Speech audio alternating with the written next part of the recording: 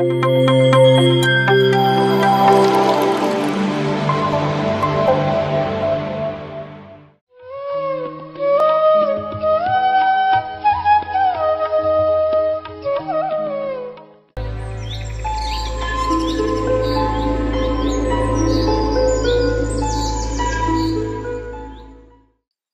Friends, ಮತ್ತೆ ನಿಮ್ಮೆಲ್ಲರಿಗೂ PMC Kannada ಸ್ವಾಧ್ಯಾಯ ಒಂದು ಸೆಷನ್ಗೆ ಸ್ವಾಗತ. ಮೊದಲಿಗೆ ಬ್ರಹ್ಮಋಷಿ ಪಿತಾಮಹ ಡಾಕ್ಟರ್ ಸುಭಾಷ್ ಪತ್ರಿ ಸರನ್ನು ಸ್ಮರಿಸುತ್ತಾ, ಗುರುಪತ್ನಿಯಾದ ಸ್ವರ್ಣಮಾಲಾ ಅಮ್ಮನವರನ್ನು ಸ್ಮರಿಸುತ್ತಾ, ಎಲ್ಲ ಆಸ್ಟ್ರಲ್ ಮಾಸ್ಟರ್ಸ್ನು ಸ್ಮರಿಸುತ್ತಾ, ಅವರ ಎನರ್ಜಿಯಿಂದ ಇವತ್ತು ನಾವು ಸ್ವಾಧ್ಯಾಯವನ್ನು ಮಾಡೋಣ ಫ್ರೆಂಡ್ಸ್. ನಾವು ಹೋದ ಎಪಿಸೋಡಿಂದ ನೋಡ್ತಾ ಇದ್ದೇವೆ. ಇವತ್ತು ನಾವು ಮಾಡ್ತಿರುವ ಸ್ವಾಧ್ಯಾಯ ಅನಸ್ತಾಶಿಯಾ ಅನ್ನುವ ಒಂದು ಪುಸ್ತಕ. ಒಂದು ಎಂತಹ ಬ್ಯೂಟಿಫುಲ್ ಪುಸ್ತಕ ಅನ್ನೋದು ನಾವು ಹೋದ ಎಪಿಸೋಡಲ್ಲಿ ನೋಡಿದ್ವಿ. ಇವತ್ತಿನ ಎಪಿಸೋಡಲ್ಲಿ ಏನಿದೆ ಅಂದರೆ, ಇನ್ನು ನಾವು ಸಹ ಅವಳನ್ನು ಭೇಟಿಯಾಗೋಣ. ಹೇಗಿದ್ದಾಳೆ, ಎಲ್ಲಿರ್ತಾಳೆ, ಯಾಕೆಂದರೆ ಅದು ಕುತೂಹಲ ಇವಾಗ. ಸರಿ, ಲಾಸ್ಟ್ ಎಪಿಸೋಡಲ್ಲಿ ನೋಡಿದ ಹಾಗೆ ವಾಲ್ಡಮೇರ್ ಮೆಗ್ರೆ ಅವರು ಒಂದು ವ್ಯಾಪಾರದ ವಿಚಾರ ಬಂತು. ರಿಂಗಿಂಗ್ ಸಿಡಾಸ್ ಅವ್ರ ತನಕ ಬಂದ್ಬಿಡ್ತು. ನೋಡಿ, ನಮ್ಗೆ ಯಾವ್ದು ಬೇಕಾಗಿರುತ್ತಲ್ಲ ಅದು ನಮ್ಮನ್ನೇ ಹೊಡ್ಕೊಂಡು ಬರುತ್ತೆ. ಹಾಗೇನೆ ಇವರಿಗೆ ಆ ವಿಷಯ ಬಂತು, ಆದರೆ ಅವರು ಅದನ್ನ ಸ್ವೀಕರಿಸಿರಲ್ಲ. ಆ ಮುದುಕ ಇಬ್ರು ಸಿಕ್ಕಿರ್ತಾರಲ್ವಾ, ವಯಸ್ಸಾದವರು, 119 ವಯಸ್ಸಿನವರೊಬ್ರು ಮತ್ತೆ 95 ವಯಸ್ಸಿನವರೊಬ್ರು. ಅವರು ಅಲ್ಲಿಂದ ಬರುವಾಗ ಒಂದು ಮಾತು ಹೇಳಿರ್ತಾರೆ. ಏನು ಅಂದ್ರೆ, ಆ ಹುಡುಗಿ ಲಾಸ್ಟಿಗೆ ಉಳ್ಕೊಳ್ತಾಳಲ್ವಾ, ಅವಳಿಗೆ ಅದು ಲಾಕೆಟ್ ಕೊಟ್ಟು ಬೇಜಾರು ಮಾಡ್ಕೊಂಡು ಹೇಳ್ತಾರೆ, ಮುಂದಿನ ವರ್ಷ ಮತ್ತೆ ಭೇಟಿ ಆಗ್ತೀವಮ್ಮ, ನೀನು ಬರ್ತೀಯಾ ಅಂತ, ನೀವು ಬರ್ತೀರಾ ಅಂತ. ಹಾಗೇನೆ ಆ ಹಡಗು ವಾಪಸ್ ಬರುವಾಗ ಆ ಹುಡುಗಿ ತಿರುಗಿ ನೋಡ್ತಾಳೆ ಅಲ್ಲಿ ಏನಿದೆ ಅಂತ. ಈವನ್ ವಾಲ್ಡಮೇರ್ ಸಹ ನೋಡ್ತಾರೆ, ಯಾರು ಈ ಮುದುಕರು ಅಂತ. ಬೈನೋಕುಲರ್ಸ್ ಹಾಕೊಂಡು ದೂರದಿಂದ ನೋಡ್ತಾರೆ. ಅವರು ತಲೆ ಮೇಲೆ ಕೈ ಹೊತ್ಕೊಂಡು, ಆ 95 ವರ್ಷದ ಮುದುಕ ಅನ್ಬೇಕೋ ಹುಡುಗ ಅನ್ಬೇಕೋ, ಅವರು ತಲೆ ಮೇಲೆ ಕೈ ಹೊತ್ಕೊಂಡು ಒಂಥರ ದುಃಖಿಸ್ತಾ ಇರ್ತಾರೆ. ಆಗ ವಯಸ್ಸಾದವರು ಅವ್ರ ತಲೆ ಮೇಲೆ ಕೈ ಸವ್ರು ನೋಡಿ, ಏನು ಯಾಕೆ ಇವ್ರಿಗೆ ಇಷ್ಟು ದುಃಖ ಆಗ್ತಾ ಇದೆ ನಾವು ಈ ವ್ಯಾಪಾರ ಮಾಡದೇ ಇದ್ದಿದ್ದಕ್ಕೆ ಅಂತ. ಈಗ ಸರಿಯಾಗಿ 1 ವರ್ಷದ ನಂತರ ಇವರೇ ಅದನ್ನ ಮತ್ತೆ ಹುಡುಕೊಂಡು ಹೋಗೋ ಸಮಯ ಬರುತ್ತೆ ಫ್ರೆಂಡ್ಸ್. ಸೊ ಮತ್ತೆ ಒಂದು ಹಡಗನ್ನ ತಗೊಂಡು, ಒಂದಿಷ್ಟು ಜನಗಳನ್ನ ತಗೊಂಡು, ಈಗ ಎಲ್ಲಿ ನಿಂತಿದ್ರು ಅವ್ರಿಗೆ ನೆನಪಿರಲ್ಲ ಯಾವ ಊರು ಅದು, ಯಾಕೆಂದ್ರೆ ಅದು ಊರಲ್ಲ, ಅದು ಕಾಡು. ಕಾಡಲ್ಲಿ ಹೋಗುವಾಗ ಆ ಜನಾಂಗದರು, ಆ ಕಾಡಿನವರು ಬಂದು ಆ ದಡೆನಲ್ಲಿ ನಿಂತ್ಕೊಂಡಾಗ ಅವ್ರಿಗೆ ಗೊತ್ತಾಗುತ್ತೆ, ಇಲ್ಲಿ ಒಂದಿಷ್ಟು ಒಳಗೆ ಹೋದ್ರೆ ಏನೋ ಒಂದು ಜನ ಸಂದಡಿ ಇರುತ್ತೆ ಅಂತ. ಸರಿ, ಈಗ ಇವರು ಹುಡ್ಕೊಂಡು ಹೋಗ್ತಾ ಇದ್ದಾರೆ. ಸೊ ನಮ್ಗೆಲ್ಲ ಗೊತ್ತಿರುವ ಹಾಗೆ ಇದು ಒಂದು ಯೂನಿವರ್ಸಲ್ ಪ್ಲಾನ್ ನಡೀತಾ ಇದೆ, ಒಂದು ದೊಡ್ಡ ಪ್ಲಾನ್ ಇದೆ ಇದು. ಸೊ ಇನ್ನೂ ಅವರು ಹೊರಟಿರ್ತಾರೆ. ಯಾವ ಜಾಗ ಅಂತ ಹುಡುಕ್ತಾ ಇರುವಾಗಲೇ ಅದೇ ಜಾಗದಲ್ಲಿ ಎಲ್ಲಿ ಆ ಇಬ್ಬರು ಮುದುಕರು ಕಂಡಿರ್ತಾರೋ ಅಲ್ಲಿಯೇ ಒಂದು ಹುಡುಗಿ ನಿಂತಿರುವುದನ್ನು ನೋಡ್ತಾರೆ. ಅವಳು ಇವರನ್ನ ಕೈ ಮಾಡಿ ಕರಿತಾನೂ ಇರ್ತಾಳೆ. ಸರಿ ಅಂತ ಇವರು ಅಲ್ಲಿ ಹೋಗಿ ನಿಂತ್ಕೊಂಡು ಚಿಕ್ಕ ಬೋಟಲ್ಲಿ ಹೋಗ್ತಾರೆ ಅವಳ ಹತ್ರ. ಅವಳಿಗೆ ಕೇಳ್ತಾರೆ, ಹೋದ ವರ್ಷ ನಾವು ಇಲ್ಲಿ ಇಬ್ಬರು ವಯಸ್ಸಾದವ್ರನ್ನ ನೋಡಿದ್ವಿ, ಅವ್ರು ಯಾರು, ಎಲ್ಲಿ, ಅವರನ್ನು ಭೇಟಿ ಆಗ್ಬೇಕಿತ್ತಲ್ಲ ಅಂತ. ಆಗ ಅವಳು ಹೇಳ್ತಾಳೆ, ಅವರೇ ನನ್ನ ತಾತ ಮತ್ತೆ ಮುತ್ತಾತ, ಅವರೇ ನನ್ನನ್ನು ಈಗ ಇಲ್ಲಿಗೆ, ಅವರೇ ಅಂತ ಏನಿಲ್ಲ, ಇಲ್ಲಿ ನೋ ಕಮ್ಯುನಿಕೇಶನ್ಸ್, ಇಲ್ಲಿ ಜಸ್ಟ್ ಅಂಡರ್ಸ್ಟ್ಯಾಂಡಿಂಗ್, ಯೂನಿವರ್ಸಲ್ ಅಂಡರ್ಸ್ಟ್ಯಾಂಡಿಂಗ್. ಅವರೇ ನನ್ನ ತಾತ ಮುತ್ತಾತ, ಈಗ ಅವರಿಲ್ಲ, ನಾನು ಬಂದಿದ್ದೀನಿ ನಿಮ್ಮನ್ನ ಕರ್ಕೊಂಡು ಹೋಗ್ಲಿಕ್ಕೆ ಅಂತ. ಅವ್ರಿಗೆ ತುಂಬಾ ಖುಷಿನೂ ಆಗುತ್ತೆ ಅಲ್ವಾ. ಏನು ಒಂದು ಸುಂದರವಾದ ಹುಡುಗಿ ಇಂಥ ಕಾಡು ಪ್ರದೇಶದಲ್ಲಿ ಗೈಡ್ ಆಗಿ ಬರ್ತಾ ಇದ್ದಾಳೆ ಅಂದ್ರೆ ತುಂಬಾ ಖುಷಿ ಆಗುತ್ತೆ. ಅವಳು ತುಂಬಾ ತುಂಬಾ ಯೌವನ ತುಂಬಿರುತ್ತೆ, ಮೈಕೈ ಚೆನ್ನಾಗಿ ದಷ್ಟಪುಷ್ಟವಾಗಿರ್ತಾಳೆ. ಆದರೆ ಅಂತಹ ಚಳಿ, ಇದು ಸೈಬೇರಿಯನ್ ಜಂಗಲ್ಸ್ ಅಂದ್ರೆ ಫ್ರೆಂಡ್ಸ್, ತುಂಬಾ ತುಂಬಾ -ಡಿಗ್ರೀಸ್ ಅಲ್ಲಿ ಹೋಗುವಂತ ಕಾಡು. ಇವ್ರುಗಳೆಲ್ಲ ಸರಿಯಾಗಿ ಜಾಕೆಟ್ ಅದು ಇದು ಹಾಕೊಂಡು ಹೋಗಿರ್ತಾರೆ. ಅವಳು ಮಾತ್ರ ಸಮ್ಮರ್ ಡ್ರೆಸ್ ಅಂತ, ತುಂಬ ಫ್ಲೋರಲ್ ಆಗಿ ಲೈಟ್ ವೇಟ್ ಆಗಿರುತ್ತೆ. ಅದು ಹೀಗೆ ಶಾರ್ಟ್ ಫ್ರಾಕ್ ಥರ ಹಾಕೊಂಡಿರ್ತಾಳೆ, ಮೇಲೆ ಒಂದು ಮಾಮೂಲಾಗಿ ಒಂದು ಜಾಕೆಟ್ ಹಾಕಿರ್ತಾಳೆ. ಆಗ ಅವ್ರು ಕೇಳ್ತಾರೆ, ಯಾಕೆ ನೀನು ಚಳಿ ಆಗಲ್ವಾ, ಇಂಥ ಜಂಗಲಲ್ಲಿ ಇರ್ತೀಯಾ, ಇಂಥ ಕಾಡಲ್ಲಿ ಇರ್ತೀಯಾ ಅಂದರೆ ಅವಳು ಹೇಳ್ತಾಳೆ, ಇಲ್ಲ, ನಮಗೆ ಇಲ್ಲೇ ಅಲ್ವಾ ಬೆಳೆದಿದ್ದು, ನಮಗೆ ಇದು ಸರ್ವೇ ಸಾಮಾನ್ಯ ಅಂತ. ಸರಿ ಅಂತ ಇವ್ರ ಜೊತೆಲಿ ಬಂದಿರುವವರು ಒಬ್ಬರು ಇರ್ತಾರೋ ಏನೋ, ವಾಲ್ಡಮೇರ್ನ ಜೊತೆಗೆ ಕರ್ಕೊಂಡು ಮುನ್ನುಗ್ತಾಳೆ. ವಾಲ್ಡಮೇರ್ ಮತ್ತೆ ಈಗ ಅನಸ್ತಾಶಿಯಾ ಜೊತೆಯಲ್ಲಿ ನಡೆಯುವ ಸಂವಾದ ಮತ್ತೆ ಭಾವ ಆದಾನ ಪ್ರದಾನ ಮತ್ತೆ ಜ್ಞಾನ ಆದಾನ ಪ್ರದಾನವೇ ಈ 2, 3, 4 ಚಾಪ್ಟರ್ಸ್ ಅಲ್ಲದೆ ಈ 10 ಬುಕ್ಸ್ ಫ್ರೆಂಡ್ಸ್. ಈ ಸೀರೀಸ್ ಆಫ್ ಬುಕ್ಸ್ ಏನಿದೆಯೋ, ಈಗ ಇವರ ಮಧ್ಯದಲ್ಲಿ ನಡೆಯುವ ಸಂಘಟನೆಗಳೇ ನಮಗೆ ಇದೆ. ಅಂದರೆ ಅವಳು ಅಷ್ಟೊಂದು ಜ್ಞಾನವನ್ನು ಕೊಡ್ತಾ ಹೋಗ್ತಾಳೆ. ಅವಳು ಹೇಳ್ತಾಳೆ ನಿನ್ನನ್ನು ನಾನೇ ಬರ್ಮಾಡ್ಕೊಂಡಿದ್ದು ಅಂತ. ನೋಡೋಣ ಬನ್ನಿ ಮುಂದೆ. ಸೊ ಏನಾಗ್ತಾ ಇದೆ ಪಿಕ್ಚರ್ ಸರಿಯಾಗಿ ಹೋಗೋಣಲ್ವಾ, ಸೀನ್ ವೈಸ್ ಹೋಗೋಣ. ಸೊ ಈಗ ಫಸ್ಟ್ ಸೀನ್ ಅವರನ್ನು ಭೇಟಿಯಾದರು. ಈಗ ಕಾಡಲ್ಲಿ ಹೋಗ್ತಾ ಇದ್ದಾರೆ. ಎಂತಹ ಕಾಡು? ಕಾಡು ಅಂದರೆ ಅದು ನಾರ್ಮಲ್ ನಮ್ಮ ಮ್ಯಾನ್ ಮೇಡ್ ಕಾಡು ಅಲ್ವಲ್ಲ, ನ್ಯಾಚುರಲ್ ಕಾಡು. ಅದು ಸೈಬೇರಿಯನ್ ಕಾಡು. ಸೊ ಎಂಥ ಒಂದು ಘನವಾದ ಜಂಗಲ, ಆದರೆ ಸುಂದರವಾದ ಗಿಡಗಳು, ಒಂಥರ ಸುಗಂಧ, ಅಲ್ಲಿ ಅರಳುವ ಹೂಗಳೇ ಬೇರೆಯಾಗಿದೆ, ಆ ಹುಲ್ಲುಗಳೇ ಬೇರೆಯಾಗಿದೆ. ಅವಳು ಮುಂದೆ ಮುಂದೆ ಹೋಗ್ತಾ ಇದ್ದಾಳೆ. ಎಲ್ಲವನ್ನು ಮುಟ್ಕೊಂಡು ಏನೋ ಒಂದು ಒಳ್ಳೆ ಗಾರ್ಡನ್, ಅಲ್ಲಿ ಮುಳ್ಳು, ಕಲ್ಲು, ಮಣ್ಣು, ತಗ್ಗು, ದಿನ್ನೆ ಎಲ್ಲ ಇದೆ. ಆದರೆ ಅವಳು ಸುಮ್ಮನೆ ತೇಲ್ಕೊಂಡು ಹೋದಷ್ಟು ಸುಲಭವಾಗಿ, ಇವರಲ್ಲಿ ಕಾಲು ನೋಡ್ಕೊಂಡು ಇಡಬೇಕಾಗ್ತಾ ಇದೆ, ಜಂಪ್ ಮಾಡಿ ಮಾಡಿ ಹೋಗ್ಬೇಕಾಗ್ತಾ ಇದೆ, ಪರ್ಚ್ಕೊಳ್ತಾ ಇದೆ ಗಿಡಗಳು, ರೆಂಬೆ ಕೊಂಬೆಗಳು. ಅವಳಿಗೆ ಯಾವುದೂ ಇಲ್ಲ, ಸುಮ್ಮನೆ ಹಾಗೆ ತೇಲ್ಕೊಂಡು ಗಾಳಿ ಥರ ಹೋಗ್ತಾನೆ ಇದ್ದಾಳೆ. ಎಲ್ಲವನ್ನು ಮುಟ್ತಾ ಹಾಡನ್ನು ಹಾಡ್ಕೊಂಡು ಅಂದರೆ ಅನ್ಕೊಂಡು ಹೋಗ್ತಾ ಇದ್ದಾಳೆ. ಆವಾಗ ಅವ್ರು ಕೇಳ್ತಾರೆ, ನಿನಗೆ ಇದೆಲ್ಲ ಹಿಂಸೆ ಅನ್ಸಲ್ವಾ ಡೈಲಿ ಅಪ್ ಆ್ಯಂಡ್ ಡೌನ್ ಇಂಥ ಒಂದು ಕಾಡಲ್ಲಿ ಮಾಡುವುದು, ಇಲ್ಲೇ ಇರುವುದು? ಅಂದರೆ ಇಲ್ಲ, ಇದೆಷ್ಟು ಸುಂದರವಾಗಿದೆ, ಇದನ್ನ ಸ್ಪರ್ಶಿಸಿ ನೋಡಿ, ಇದನ್ನ ಜೊತೆಲಿ ಮಾತಾಡಿ ನೋಡಿ ಅಂತ ಹೇಳ್ಕೊಂಡು ತನ್ನ ಪಾಡಿಗೆ ತಾನು ಹೋಗ್ತಾ ಇದ್ದಾಳೆ. ಇಲ್ಲೇನಾಗತ್ತೆ, ಇವ್ರೇನು ಅನ್ಕೊಳ್ತಾರೆ, ಇಂಥ ಒಂದು ಸುಂದರವಾದ ಹುಡುಗಿ ಇಂಥ ಕಾಡಲ್ಲಿದ್ದಾಳೆ, ಮತ್ತೆ ಒಳಗಡೆ ಕರ್ಕೊಂಡು ಹೋಗ್ತಾ ಇದ್ದಾರೆ. ಇವ್ರದ್ದು ಜನಾಂಗದ ಒಂದು ಟ್ರೈಬಲ್ ಒಂದು ಊರು ಇರಬಹುದು. ಒಳಗಡೆ ಹೋದ್ಮೇಲೆ ಅಲ್ಲಿ ಒಂದಿಷ್ಟು ಗುಡಿಸಲುಗಳು ಏನೋ ಅವ್ರ ಸಂಪ್ರದಾಯಕ್ಕೆ ತಕ್ಕ ಹಾಗೆ ಒಂದಿಷ್ಟು ಜಾಗ ಮಾಡಿರ್ತಾರೆ. ನನ್ನಂಥವ್ರನ್ನು ಕರ್ಕೊಂಡು ಹೋಗ್ತಾ ಇದ್ದಾರೆ, ಒಂದು ಆತಿಥ್ಯವನ್ನು ಮಾಡಲಿಕ್ಕೆ ಒಂದು ಸೌಕರ್ಯಗಳನ್ನ ಇಟ್ಕೊಂಡಿರಬಹುದೇನೋ ಅಂತ ಅನ್ಕೊಂಡು ಹೋಗ್ತಾ ಇದ್ರೆ 25 ಕಿಲೋಮೀಟರ್ ಒಳಗೆ ಕರ್ಕೊಂಡು ಹೋಗ್ತಾಳೆ. 25 ಕಿಲೋಮೀಟರ್ ಹೋಗ್ತಾ ಹೋಗ್ತಾ ಸುಸ್ತಾಗಿ ಹೋಗ್ಬಿಡುತ್ತೆ ಇವ್ರಿಗೆ. ಆದರೆ ಅವ್ರಿಗೆ ಗೊತ್ತೇ ಆಗಲ್ಲ ಇದು ಇಷ್ಟು ದೂರ ನಾನು ನಡೆದಿದ್ದೀನಿ ಅಂತ. ಅವ್ರಿಗೆ ಆಶ್ಚರ್ಯ ಆಗುತ್ತೆ. ನಾವು ಯಾವತ್ತೂ ನಮ್ಮ ಜೀವನದಲ್ಲಿ ಇಷ್ಟು ನಡೆದಿಲ್ಲ, ನಮಗೆ ಯಾಕೆ ಟಯರ್ಡ್ ಆಗ್ತಾ ಇಲ್ಲ, ಯಾಕೆ ನಮಗೆ ಸುಸ್ತಾಗ್ತಾ ಇಲ್ಲ?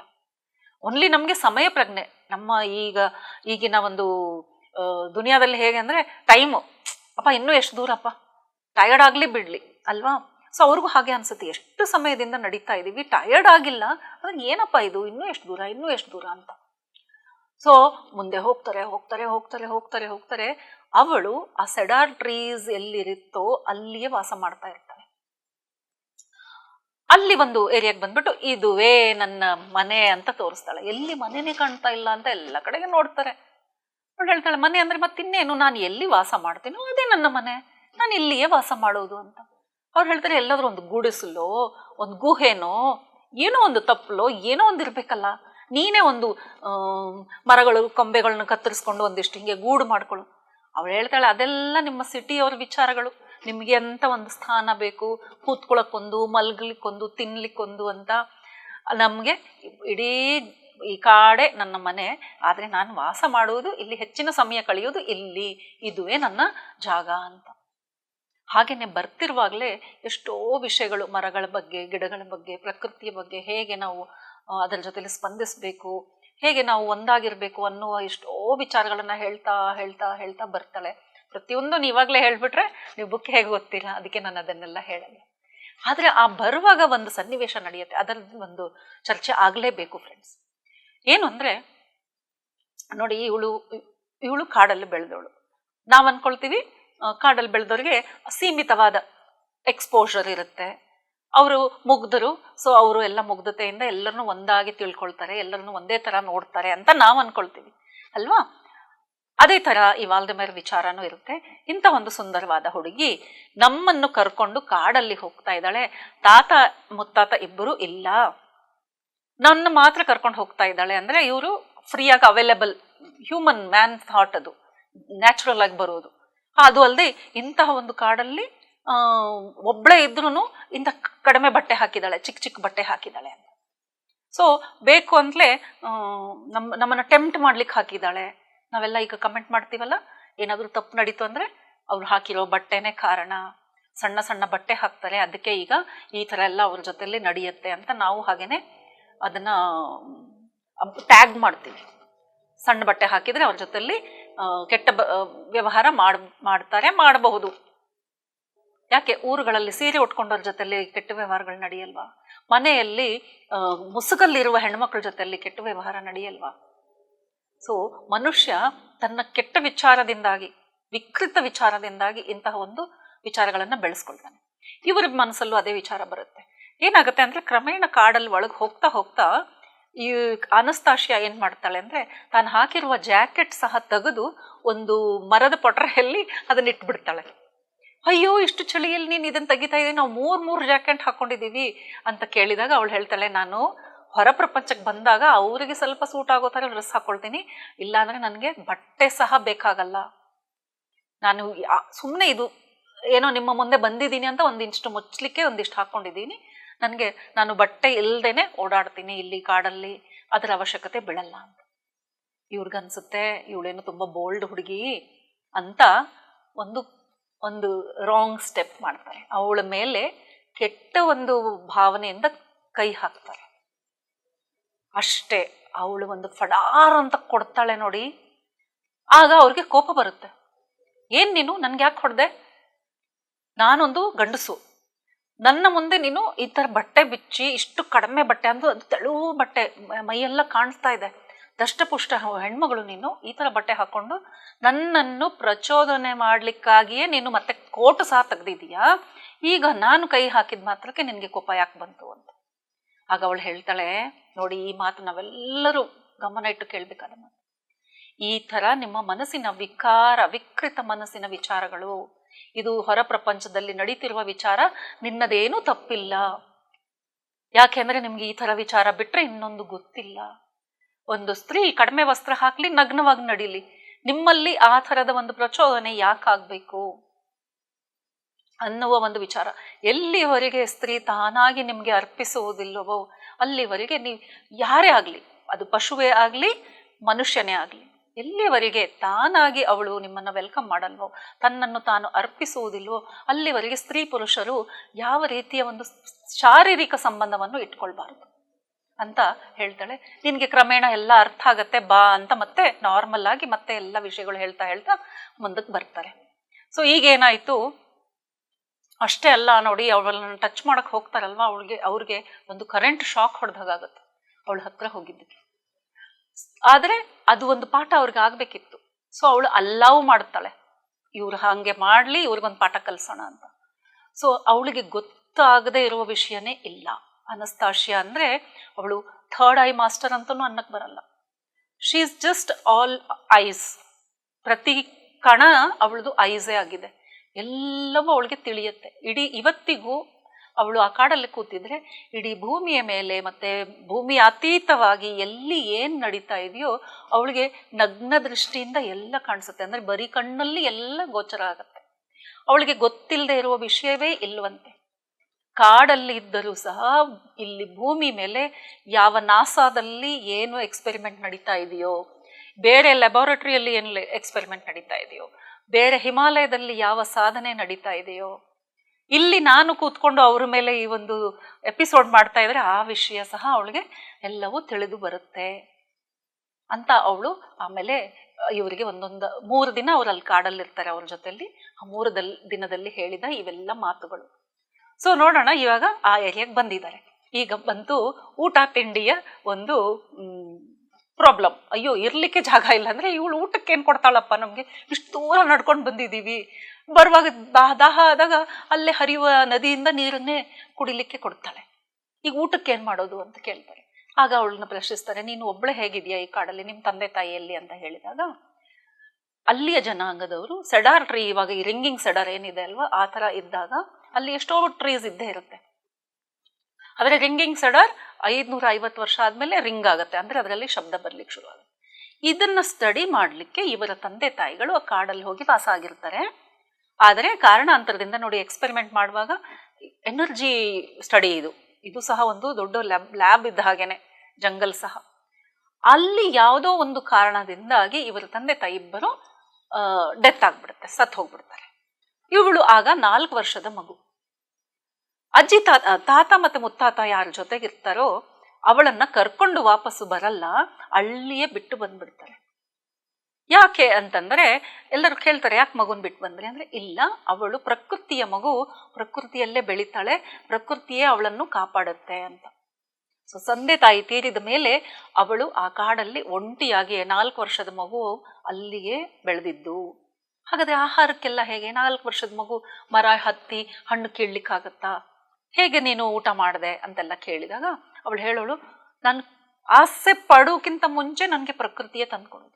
ನನಗೆ ಹಶು ಆಯಿತು ಅಂತಂದ್ರೆ ನಾನು ಒಂದು ಚಿಟಿಕೆ ಹೊಡೆದ್ರೆ ಅಳಿಲುಗಳು, ಮೊಲಗಳು ಆಹಾರಗಳನ್ನು ತಂದು ತಂದು ಕೊಡೋದಂತೆ. ಅಳಿಲು ಬರೀ ಒಂದು ನಟ್ಸ್ ತಂದು ಕೊಡೋದಷ್ಟೇ ಅಲ್ಲ, ಈ ಕಾಡಲ್ಲಿ ನಟ್ಸ್ ತಾನೇ ಸಿಗೋದು, ನಟ್ಸ್ ಕೊಡುವುದಷ್ಟೇ ಅಲ್ಲ, ಅದನ್ನ ಹಲ್ಲಲ್ಲಿ ಕಚ್ಚಿ ಓಪನ್ ಮಾಡಿ ಬೀಜವನ್ನು ಮಗುಗೆ ಕೊಟ್ಟ ಹಾಗೆ ಇವಳಿಗೆ ತಿನ್ನಿಸ್ಬಿಟ್ಟು ಹೋಗೋದಂತೆ. ಮಂಗಗಳು ಮೇಲಿರುವ ಹಣ್ಣುಗಳನ್ನು ಕಿತ್ತು ತಂದು ಇವಳಿಗೆ ಸಿಪ್ಪೆ ಸುಲಿದು ತಿನ್ಲಿಕ್ಕೆ ಕೊಡುವರಂತೆ. ನಾನು ಬಾಳೆಹಣ್ಣು ಸಿಪ್ಪೆ ತರ ತೋರಿಸ್ತಾ ಇದ್ದೀನಿ, ಅಲ್ಲಿರುವ ಹಣ್ಣು ಅವಳಿಗೆ ಕೊಡುವರಂತೆ. ಹಾಗೇನೆ ಮೊಲ ಸಹ ತಂದು ಕೊಡೋದಂತೆ. ಇವಳಿಗೆ ಆಟ ಆಡಬೇಕು ಅನ್ಸಿದ್ರೆ ಬೇರೆ ಪ್ರಾಣಿಗಳು ಬಂದು ಇವಳ ಜೊತೆಲಿ ಆಟ ಆಡುವುದಂತೆ. ಇವಳಿಗೆ ನಗಿಸ್ಬೇಕು ಅಂತ ಇದ್ರೆ ಇನ್ನೊಂದು ಮತ್ತೊಂದು ಪ್ರಾಣಿ ಬಂದು ಇವಳಿಗೆ ನಗಿಸಿ ಹೋಗುವುದಂತೆ. ಚಳಿ ಅನಿಸಿ ನಿದ್ದೆ ಬೇಕು ಅಂತಂದ್ರೆ ಪೋಲಾರ್ ಬೇರ್, ಓ ಮೈ ಗಾಡ್, ಪೋಲಾರ್ ಬೇರ್ ಆರ್ ದ ಕ್ರೂವೆಲೆಸ್ಟ್, ಅಂದ್ರೆ ಕ್ರೂರವಾಗಿ ಮನುಷ್ಯನನ್ನು ಹಿಂಗೆ 2 ಹೋಳು ಮಾಡ್ಬಿಡ್ತವೆ ಒಂದೇ ಏಟಿಗೆ. ಅಂತಹ ಪೋಲಾರ್ ಬೇರು ಬಂದು ಅವಳನ್ನ ಎದೆ ಮೇಲೆ ಮಲಗಿಸ್ಕೊಂಡು ಬೆಚ್ಚಗೆ ಆ ಚಳಿಗೆ ಬೆಚ್ಚನೆಯ ನಿದ್ದೆ ಮಾಡ್ಲಿಕ್ಕೆ ಅವಳಿಗೆ ಅನುಕೂಲ ಮಾಡಿಕೊಡುವಂತೆ. ಸೊ ಈ ತರ ಅವಳು ಬೆಳೆದಿದ್ದಾಳೆ. ಆ ನೇಚರಲ್ಲಿ ಇದ್ರೆ ಅವಳು ಹೇಳ್ತಾಳೆ, ನಾನು ಸತತ ಆನಂದದ ಸ್ಥಿತಿಯಲ್ಲಿ ಇರ್ತೀನಿ. ಯಾವ್ದು ಬೇಕು ಅಂದ್ರೆ ನಾನು ಹಿಂಗಂದ್ರೆ ಸಾಕು, ಅದು ನಡೆಯುತ್ತೆ. ಚಪ್ಪಾಳೆ ತಟ್ಟಿದ್ರೆ ಸಾಕು, ನನ್ನ ಮನಸ್ಸಲ್ಲಿ ಏನ್ ಆಗ್ತಾ ಇದೆಯೋ ಅಂದ್ರೆ ನೋಡಿ, ಇವನ್ ಪ್ರಕಟಗೊಳಿಸುವ ಅವಶ್ಯಕತೆನೂ ಇಲ್ಲ, ಜಸ್ಟ್ ಆ ಭಾವನೆ ಬಂದ ತಕ್ಷಣ ಅದು ಅಲ್ಲಿ ಹಾಜರು. ಓ ನೀನೇನೋ ಮ್ಯಾಜಿಕ್ ಇದ್ದಂಗೆ ಇದೆಯಾ ಅಂತ ಕೇಳಿದಕ್ಕೆ ಇಲ್ಲ, ಇದು ರಿಯಲ್ ನೇಚರಲ್ಲಿ ನಡೆಯುವ ಸಂಘಟನೆಗಳು. ಮನುಷ್ಯ ಆ ನೇಚರಿಂದ ದೂರ ಆಗ್ಬಿಟ್ಟು ಅದನ್ನ ಸೀಮಿತಗೊಳಿಸಿದ್ದಕ್ಕಾಗಿ ಇವತ್ತು ನೀನು ಕೈ ಹಿಡಿದು ಎಳ್ಕೋಬೇಕಂದ್ರೂ ನಿನಗೆ ಯಾವುದು ಸಿಗ್ತಾ ಇಲ್ಲ, ಕೈ ಹಾಕಿ ತಗೊಳ್ಬೇಕು ಅಂದ್ರೂ ನಿನ್ ಕೈಗೆ ಸಿಗ್ತಾ ಇಲ್ಲ. ತುಂಬಾ ಆಸೆ ಪಟ್ಟು ದಿನಾಲು ನೀನು ಮ್ಯಾನಿಫೆಸ್ಟ್ ಮಾಡಿದ್ರೂ ಅದಾಗ್ತಾ ಇಲ್ಲ. ಯಾಕೆಂದ್ರೆ ನೀನು ಪ್ರಕೃತಿಯಿಂದ ದೂರ ಹೋಗ್ಬಿಟ್ಟಿದೀಯ. ಯಾವಾಗ ನಾವು ಪ್ರಕೃತಿಗೆ ಹತ್ರವಾಗಿರ್ತೇವೋ ಮ್ಯಾನಿಫೆಸ್ಟೇಷನು, ಇಚ್ಛೆಗಳು ಇವೆಲ್ಲ ಸಾಮಾನ್ಯ. ಇದಕ್ಕೆ ನೀವು ಪ್ರಯತ್ನ ಪಡ್ಬೇಕಾಗಿಲ್ಲ ಅನ್ನುವುದು ಈ ಬುಕ್ಕಲ್ಲಿ ತುಂಬಾ ಸ್ಪಷ್ಟವಾಗಿ ಹೇಳಿದ್ದಾರೆ. ಇವತ್ತಿನ ಮಾನವ ಏನ್ ಮಾಡ್ತಾ ಇದ್ದೀವಿ? ಬರೀ ಪ್ರಯತ್ನ, ಓಟ, ಹುಡುಕಾಟ, ಆಸೆ, ಅದೆಲ್ಲ ಆಗದೆ ಇದ್ದಿದ್ದಕ್ಕೆ ದುಃಖ. ಮತ್ತೆ ಈ ದುಃಖದಲ್ಲಿ ಹುಡುಕುವುದು ಆನಂದ ಮತ್ತೆ ನೆಮ್ಮದಿ, ಅದಕ್ಕಾಗಿ ಮತ್ತೆ ಹುಡುಕಾಟ. ಸೊ ಇದೆಲ್ಲ ನಾವು ಮಾಡ್ತಾ ಇರುವುದು ಟೈಮ್ ವೇಸ್ಟ್, ನಮ್ಮ ಜನ್ಮವೇ ವೇಸ್ಟ್. ಯಾಕೆ ಅಂದ್ರೆ ನಾವು ಹುಟ್ಟಿದ್ದು ಯಾವುದಕ್ಕಾಗಿ? ನಾನು ಬರೀ ಈ ಒಂದು ಕಾಸ್ಮಿಕ್ ಎನರ್ಜಿಯನ್ನು ನಮ್ಮಲ್ಲಿ ತುಂಬಿಕೊಂಡು ಒಂದು ಸಾಧನೆ ಮಾಡಿ ಇನ್ನೂ ಹೆಚ್ಚು ಹೊಸದು ಅದನ್ನ ತಿಳ್ಕೊಂಡು ಇನ್ನು ಬೆಳಿಲಿಕ್ಕಾಗಿ ನಾನು ಹುಟ್ಟಿದ್ದೇನೆ. ತಿನ್ನೋದಕ್ಕೆ, ಮನೆ ಮಾಡ್ಕೊಳ್ಳೋದಕ್ಕೆ, ಅದಕ್ಕಾಗಿ ಸಮಯ ಕಳೆಯೋದಕ್ಕೆ ನಾನು ಹುಟ್ಟಿಲ್ಲ. ಸೊ ಈಗ ನಾವು ಹಾಗಾದ್ರೆ ಏನ್ ಮಾಡ್ಬೇಕು? ಪ್ರಕೃತಿಗೆ ಹತ್ತಿರವಾಗಿರ್ಬೇಕು. ಸೊ ಇವಾಗ ಅವರು ಅವತ್ತು ರಾತ್ರಿ ಕಳೆದ ವಿಷಯ ಒಂದು ಹೇಳ್ತೇನೆ ನೋಡಿ. ಈಗ ಊಟ ಆಯ್ತು, ಏನೇನೋ ಅವಳು ಚಪ್ಪಾಳೆ ತಟ್ಟಿದ್ಲು, ಮಂಗಗಳು ಬಂದು ಏನೋ ಹಣ್ಣು ಗಿಣ್ಣು ಕೊಟ್ರು, ತಿಂದಾಯ್ತು. ಅವನ್ ಹೇಳ್ತಾನೆ, ಒಳ್ಳೆ ಮೇಲೆ ಹೇಳ್ತಾನೆ, ನಾನು ಎಷ್ಟು ಟಯರ್ಡ್ ಆಗಿದ್ದೀನಿ ಅಂದ್ರೆ ಈಗ ನನಗೆ ಈ ನೆಲದ ಮೇಲೆ ಮಲಗ್ಲಿಕ್ಕೆ ಮಾತ್ರ ಹೇಳ್ಬೇಡ, ನನ್ನ ಕೈಯಿಂದ ಆಗಲ್ಲ, ನನ್ಗೆ ಏನಾದ್ರೂ ಒಂದು ವ್ಯವಸ್ಥೆ ಮಾಡು, ನನಗೆ ಹಿಂಗೆ ಓಪನ್ ಮಲಗಿ ಅಭ್ಯಾಸ ಇಲ್ಲ, ಹೆದರಿಕೆಯಲ್ಲೇ ನನಗೆ ನಿದ್ದೆ ಬರಲ್ಲ, ಯಾವ ಕಾಡು ಪ್ರಾಣಿ ಬಂದು ನನ್ನನ್ನು ಯಾವಾಗ ತಿಂದಾಕತ್ತೋ ಏನ್ ಮಾಡತ್ತೋ ಅನ್ನೋ ಭಯ, ನನ್ಗೆ ಏನಾದ್ರೂ ಒಂದು ಜಾಗ ಮಾಡ್ಕೊಡು ಪ್ಲೀಸ್ ಅಂತ ಕೇಳ್ಕೊತಾನೆ. ಆಗ ಅವಳು ಒಂದು ಗುಹೆ ಇರುತ್ತೆ ಅಲ್ಲಿ, ಅದು ಹೇಳ್ತಾಳೆ ಅಲ್ಲಿ ಹೋಗಿ ನೀನು ಮಲಗ್ಬೋದು ಅಂದ್ರೆ, ಅಯ್ಯೋ ನನ್ನೊಬ್ಬನೇ ಹೇಗೆ ಮಲಗಲಿ, ನಂಗೆ ಚಳಿ ಆಗತ್ತಲ್ಲ, ಹೇಗೆ ವ್ಯವಸ್ಥೆ ಮಾಡ್ತೀಯ ಅಂದ್ರೆ ನೀನೇನು ಯೋಚನೆ ಮಾಡಬೇಡ, ನೀನು ಬೆಚ್ಚಗೆ ನಿದ್ದೆ ಮಾಡ್ಬೋದು ಅಂತ ಹೇಳಿ ಅವನನ್ನ ಆ ಗುಹೆಯಲ್ಲಿ ಮಲಗಲಿಕ್ಕೆ ಬಿಟ್ಟು ಆಮೇಲೆ ಅವಳು ಹೊರಗಡೆ ಮಲಗ್ತಾಳೆ. ಅವನಿಗನ್ಸುತ್ತೆ ಒಂದ್ ಸ್ವಲ್ಪ ಭಯ ಆಗುತ್ತೆ. ಆಮೇಲೆ ಅಮ್ಮ ಈ ತಾಯಿ ನನ್ನಿಂದ ದೂರ ಇದ್ರೇನೆ ಒಳ್ಳೇದು, ಇಲ್ಲಾಂದ್ರೆ ಅವಾಗ ಕಪಾಳಕ್ಕೆ ಹೊಡೆದಿದ್ಲಲ್ವಾ, ಒಂದ್ ವೇಳೆ ನಿದ್ದೆಗಣ್ಣಲ್ಲಿ ನಾನೇನಾದ್ರೂ ಟಚ್ ಮಾಡ್ಬಿಟ್ರೆ ನನ್ಗೆ ಚೆನ್ನಾಗಿ ಇದು ಮಾಡ್ತಾಳೆ ಅಂತ ಹೇಳ್ಬಿಟ್ಟು ಸುಮ್ಮನೆ ಒಳಗೆ ಹೋಗಿ ಮಲಗ್ತಾನೆ. ಬೆಚ್ಚಗೆ ಮಲಗ್ತಾನೆ, ಒಳ್ಳೆ ನಿದ್ದೆ ಬರುತ್ತೆ, ದಣಿವೆಲ್ಲ ಆರೋಗ್ಬಿಡುತ್ತೆ. ಬೆಳಗ್ಗೆ ಎದ್ದು ಬಂದು ನೋಡ್ತಾನೆ ಹೊರಗಡೆ, ಎಲ್ಲಿ ಕಾಣಲ್ಲ ಅವಳು, ಎಲ್ಲಿದ್ದಾಳೆ ಅಂತ ನೋಡಿದ್ರೆ ಸ್ವಲ್ಪ ಹುಡುಕಾಟ ಮಾಡ್ತಾನೆ.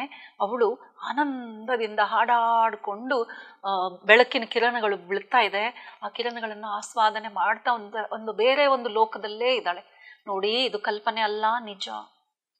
ಅವನು ಗಮನಿಸ್ತಾನೆ, ಅವಳು ಭೂಮಿಯಿಂದ ಒಂದ್ ಸ್ವಲ್ಪ ಮೇಲಕ್ಕೆ ಹಾರ್ತಾ ಇದ್ದಾಳೆ. ಅದು ಹೇಗೆ ಸಾಧ್ಯ? ಮನುಷ್ಯ, ಸಾಮಾನ್ಯ ಮನುಷ್ಯ ಹೀಗೆ ಗಾಳಿಯಲ್ಲಿ ತೇಳಲಿಕ್ಕೆ ಸಾಧ್ಯನಾ ಅಂತ. ಅವಳು ಆ ಥರದ ಒಂದು ಸ್ಥಿತಿಗೆ ಹೋಗ್ಬಿಟ್ಟಿರ್ತಾನೆ. ಅದನ್ನ ಸನ್ಲೈಟ್ ಅನ್ನ, ಅವಳಿಗೆ ಆಹಾರ, ಸನ್ಲೈಟ್ ಅನ್ನ ಕಂಪ್ಲೀಟ್ಲಿ ಅದನ್ನ ತಗೊಳ್ತಾ ಮತ್ತೆ ಒಂದು ಹಾಡು ಹೇಳ್ಕೊಂಡು ಆನಂದವನ್ನು ಇದು ಮಾಡ್ತಾ ಇರ್ತಾನೆ. ಇವನನ್ನು ನೋಡಿ ಮಾತಾಡಿಸ್ತಾಳೆ, ಹಾಗೆ ಹಾಡ್ಕೊಂಡೆ, ಏನಪ್ಪ ನಿದ್ದೆ ಆಯ್ತಾ, ಚೆನ್ನಾಗಾಯ್ತಾ ಅಂತ. ಅವ್ನು ಹೇಳ್ತಾನೆ, ತುಂಬ ಒಳ್ಳೆ ನಿದ್ದೆ ಆಯಿತು, ಬೆಚ್ಚಗೇನೂ ಇತ್ತು, ಅದು ಹೇಗೆ ಸಾಧ್ಯ ಆಯಿತು ಇಂಥ ಒಂದು ತಣ್ಣನೆಯ ಕಾಡಲ್ಲಿ ಅಂತ. ಆಗ ಅವಳು ಅವನಿಗೆ ತೋರಿಸ್ತಾಳೆ, ಗುಹೆಯಲ್ಲಿ ಅವನು ಎದ್ದು ಬಂದ ಮೇಲೆ ಅವನ ಹಿಂದೆ ಹಿಂದೆ ಒಂದು ಕರಡಿ ಎದ್ದು ಹೊರಗೆ ಹೋಗುತ್ತೆ. ಅದನ್ನ ನೋಡಿ ಇವನಿಗೆ ಭಯ ಹೋಗ್ಬಿಡುತ್ತೆ, ಯಪ್ಪ ನನ್ನ ಜೊತೆಲಿ ಒಂದು ಕರಡಿ ಇತ್ತು. ಆ ಕರಡಿಯ ಮೈ ಕಾವಿನಿಂದ ಅವನಿಗೆ ಆ ಬೆಚ್ಚು ಆ ಮೃದು ಎಲ್ಲ ಸಿಕ್ಕು ಅವನು ಒಳ್ಳೆ ನಿದ್ದೆ ಮಾಡಿರ್ತಾನೆ. ಪೋಲಾರ್ ಬೇರ್ ನೋಡಿ 8 ಅಡಿ 10 ಅಡಿ ಅಷ್ಟು ಹಿಂಗೆ ನಿಂತು ಬಿಟ್ರೆ ಅಷ್ಟು ಅಗಲ ಆಗ್ಬಿಡ್ತಾವೆ ಫ್ರೆಂಡ್ಸ್. ಸೊ ಅವು ಬೆಡ್ ತರ ಮಲಗಿದ್ರೆ ಅದರ ಮೇಲೆ ಇವನು ಮಲಗಿದ್ದ. ಇವನು ಎದ್ದು ಬಂದ್ಮೇಲೆ ಆ ಕರಡಿ ಎದ್ದು ಸುಮ್ಮನೆ ಹೋಗ್ತಾ ಇದೆ. ಅಂದ್ರೆ ಅವಳು ಅದನ್ನ ರಿಕ್ವೆಸ್ಟ್ ಮಾಡಿರ್ತಾಳೆ. ಅವಳಿಗೆ ಯಾವಾಗ ಚಳಿ ಆಗಿದ್ದಾಗ ಅದೇ ತರ ಅವರೇ ಬಂದು, ಕಾಡು ಪ್ರಾಣಿಗಳೇ ಬಂದು, ಇದು ಯಾರ ನೌಕರರಲ್ಲ, ಅವ್ರನ್ನ ವಶೀಕರಣ ಮಾಡಿಲ್ಲ, ಅವರ ಒಂದು ಗುಲಾಮರು ಅಲ್ಲ, ಒಬ್ಬರಿಗೆ ಒಬ್ರು ಸಹಕಾರ ಪ್ರಕೃತಿಯಲ್ಲಿ. ಸೊ ಅವನು ಹೇಳ್ತಾನೆ, ದೇವರೇ ಇವ್ ಎಂತ ಕೆಲಸ ಮಾಡಿಬಿಟ್ಟೆ, ನನ್ನನ್ನು ಒಂದು ವೇಳೆ ಅದು ಹಸ್ದಿದ್ದಿದ್ರೆ ನನ್ನನ್ನು ತಿಂದೆ ಹಾಕ್ಬಿಡ್ತಾ ಇತ್ತಲ್ಲ.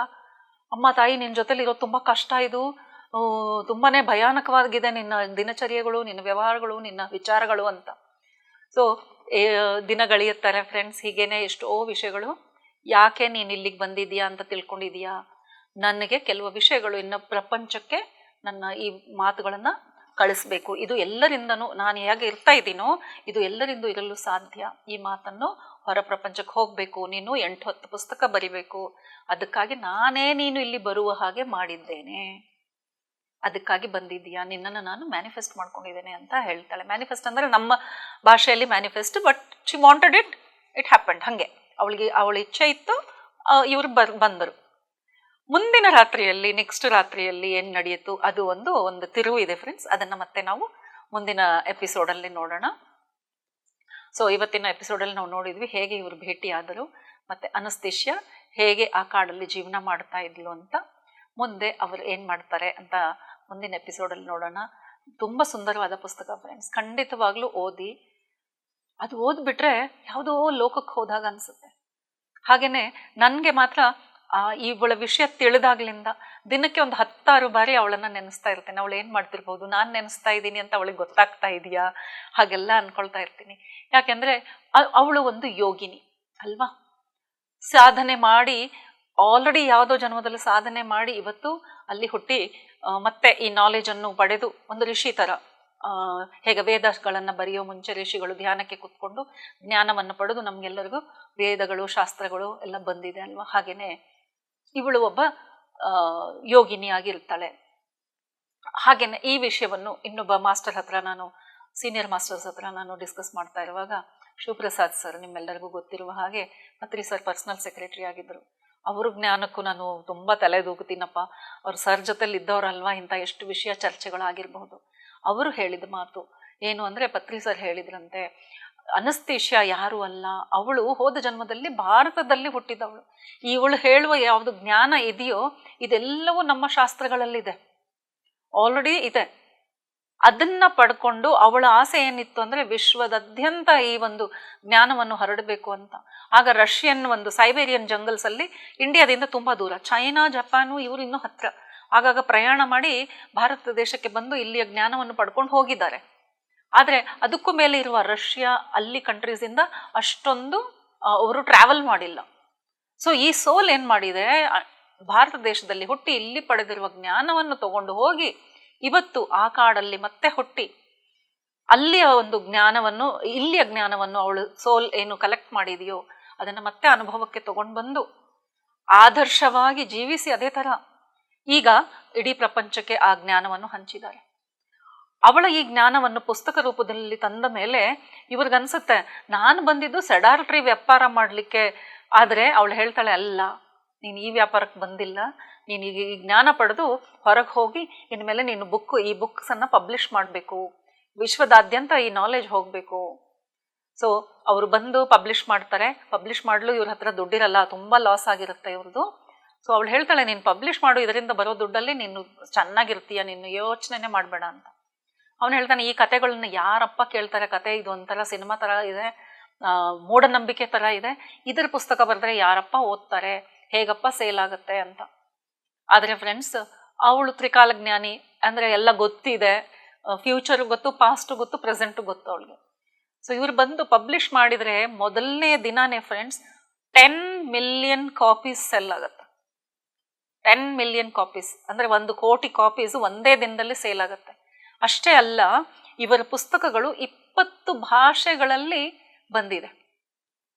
ಅಷ್ಟೇ ಅಲ್ಲ, ಅನಸ್ತೇಶಿಯಾ ಈ ಒಂದು ನಾಲೆಜ್ಗೆ ತಲೆದೂಗಿ, ಹೇಗೆ ನಾವು ಪತ್ರಿ ಸರ್ ಈ ಒಂದು ನಾಲೆಜ್ಗೆ ಮರಳು ಆಗಿ ಅವರು ಹೇಳ್ತಾ ಇರೋದು ಎಷ್ಟು ಸುಲಭ ಈ ಧ್ಯಾನ, ಮತ್ತು ಎಷ್ಟು ಅನುಭವಗಳು ಬರ್ತಾ ಇದೆ, ಮತ್ತು ಇವರು ಹೇಳುವ ಕಾನ್ಸೆಪ್ಟ್ಗಳು ಇಷ್ಟ ಆಗಿ ನಾವು ಹೇಗೆ ಒಂದು ಮೂವ್ಮೆಂಟನ್ನು PSSM ಮೂವ್ಮೆಂಟನ್ನು ಸ್ಟಾರ್ಟ್ ಮಾಡಿದೆವೋ, ಹಾಗೆಯೇ ಅನಸ್ತೇಶಿಯಾ ಹೇಳುವ ಮಾತುಗಳಿಗೆ ಮರುಳಾಗಿ ಅಲ್ಲಿ ಒಂದು ಅನಸ್ತೇಶಿಯಾ ಮೂವ್ಮೆಂಟ್ ಅಂತ ನಡೀತಾ ಇದೆ ಫ್ರೆಂಡ್ಸ್. ಗವರ್ಮೆಂಟ್ ಸಹ ಅದಕ್ಕೆ ಕಂಪ್ಲೀಟಾಗಿ ಸಹಕರಿಸಿ ಅವ್ರು ಹೇಳಿದಂತೆ ಅಲ್ಲಿ ಏನು ಮಾಡಬೇಕು ಅನ್ನೋದು ಅದನ್ನು ನಾನು ಮತ್ತೆ ಸೀಕ್ರೆಟಾಗಿ ಇಡ್ತೀನಿ, ಸೊ ದಟ್ ನೀವು ಮತ್ತೆ ನೆಕ್ಸ್ಟ್ ಎಪಿಸೋಡ್ ನೋಡ್ತೀರಾ. ಗವರ್ಮೆಂಟ್ ಹೇಗೆ ಸಹಕಾರ ಮಾಡ್ತಾ ಇದೆ, ಅಲ್ಲಿ ಯೂತ್ ಅನ್ನಿ, ಅಲ್ಲಿಯ ಜನಗಳು ಆ ಮೂಮೆಂಟನ್ನು ಎಲ್ಲಿವರೆಗೆ ತೊಗೊಂಡು ಹೋಗಿದ್ದಾರೆ, ಅದನ್ನು ನಾವು ಮುಂದಿನ ಎಪಿಸೋಡ್ಸ್ಗಳಲ್ಲಿ ನೋಡೋಣ. ಸೊ ಇವತ್ತಿಗೆ ಈ ಎಪಿಸೋಡನ್ನು ಇಲ್ಲಿಗೆ ಮುಗಿಸೋಣ. ನನ್ನ ಜೊತೆಗೆ ಈ ಪಯಣದಲ್ಲಿ ಯಾರ್ಯಾರು ಭಾಗವಹಿಸ್ತಾ ಇದ್ದೀರಾ ಅವರೆಲ್ಲರಿಗೂ ಹೃದಯಪೂರ್ವಕ ಧನ್ಯವಾದಗಳು. ಜೊತೆಯಾಗಿರಿ, ತುಂಬ ಒಳ್ಳೆಯ ಅನುಭವಗಳಿದೆ. ಇದು ನನ್ನ ಜೀವನದಲ್ಲಿ ಹೇಗೆ ಬದಲಾವಣೆಗಳನ್ನು ತಗೊಂಡು ಬಂದಿದೆ, ನಿಮಗೂ ಹೇಗೆ ಬರುತ್ತೆ ಅಂತ ನೋಡೋಣ. ನಮಸ್ಕಾರ.